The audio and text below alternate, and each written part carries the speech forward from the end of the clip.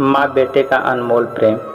यह कहानी सुनने के बाद आप अपने आंसू नहीं रोक पाएंगे। एक गांव में एक परिवार रहता था। उस परिवार में एक माँ और एक बेटे रहते थे। उस बेटे का नाम अमित था। उसकी उम्र करीब 30 वर्ष की थी। वह अभी शादी नहीं किया था। वह पेशे से डॉक्टर था।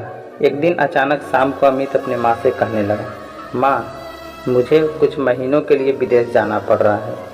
तेरे रहने का इंतज़ाम मैंने वृद्धाश्रम में करवा दिया है। तब माँ बोली, बेटा, तेरा विदेश जाना ज़रूरी है क्या? माँ की आवाज़ में चिंता और घबराहट साफ झलक रही थी।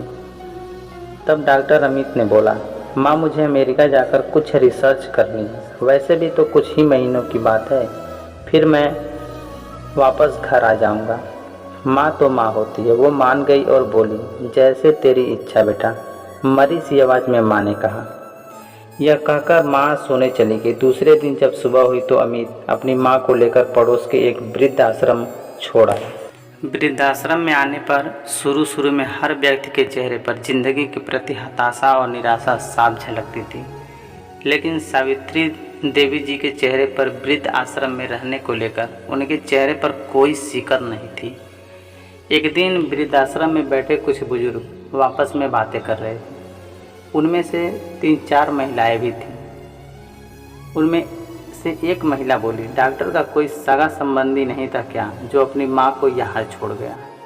तब वहाँ बैठी दूसरी महिला बोली, सावित्री देवी जी के पति की मौत जवानी में ही हो गई थी। तब अमित करीब 5 साल का रहा होगा।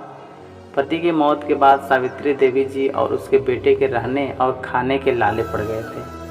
तब किसी भी रिश्तेदार ने उनकी मदद नहीं की थी। सावित्री देवी जी ने दूसरों के घर में झाड़ू पोछा करके अपने बेटे अमित को पढ़ाया लिखाया।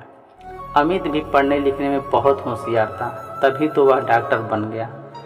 अब धीरे धीरे वृद्धाश्रम में करीब 7 महीने गुजर गए थे और 7 महीने गुजर जाने के बाद एक दिन सावित्री जी वृद्धाश्रम के संचालक राकेश शर्मा जी के ऑफिस के नंबर लेकर अपने बेटे को फ़ोन किया और कहा, अमित बेटा, तुम इंडिया आ गए हो या अभी भी अमेरिका में ही हो?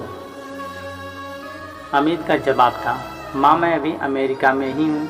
अब तो सावित्री देवी जी जब भी 3-4 महीने से फ़ोन करती तो अमित का एक ही जवाब आता कि मैं अभी यहीं हूँ। जैसे ही मैं अपने देश आऊँगा तुझे बता दूँगा माँ, और तुझे लेने आ जाऊँगा। तू बिल्कुल भी चिंता मत कर।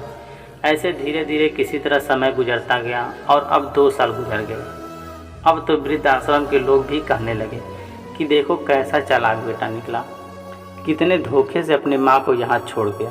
तभी आश्रम का एक अन्य बुजुर्ग बोला, मुझे तो नहीं लगता कि डॉक्टर कोई विदेश गया होगा।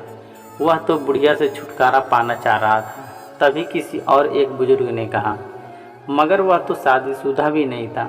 फिर होगी कोई गर्लफ्रेंड जिसने कहा होगा, पहले माँ के रहने का अलग इंतज़ाम करो, तभी मैं तुमसे शादी करूँगी।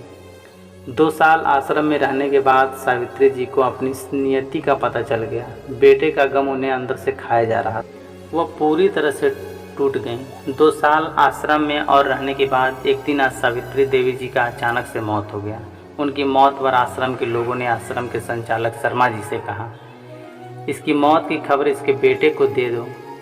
हमें तो नहीं लगता कि वह विदेश गया होगा, वह होगा यहीं कहीं अपने देश में।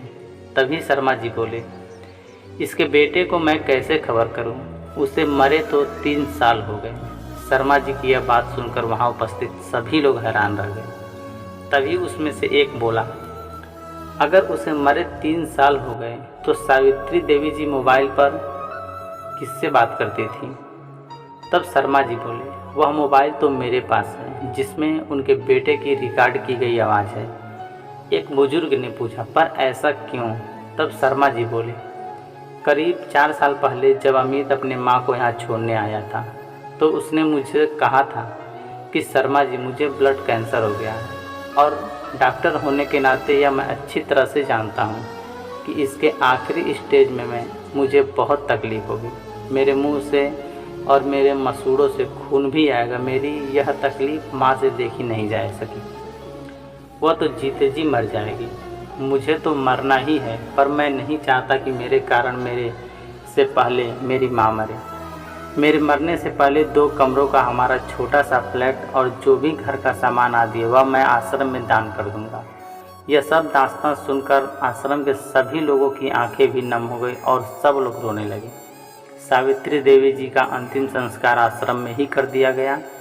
उनके अंतिम संस्कार में शर्मा जी ने आश्रम में रहने वाले सभी बुजुर्गों के परिवार वालों को भी बुलाया और इस माँ बेटे के इस अनमोल प्यार और अटूट दास्तां को सबको सुनाया। माँ बेटे के इस अनमोल प्यार को सुनकर उन बुजुर्ग माता पिता के परिवार वालों पर इतना असर हुआ कि वहाँ आए सभी लोग अपने बूढ़े माँ बाप को वापस घर लेकर चले गए और खुशी खुशी एक साथ रहने लगे। तो दोस्तों, उम्मीद करता हूँ कि यह कहानी आपको अच्छी लगी होगी।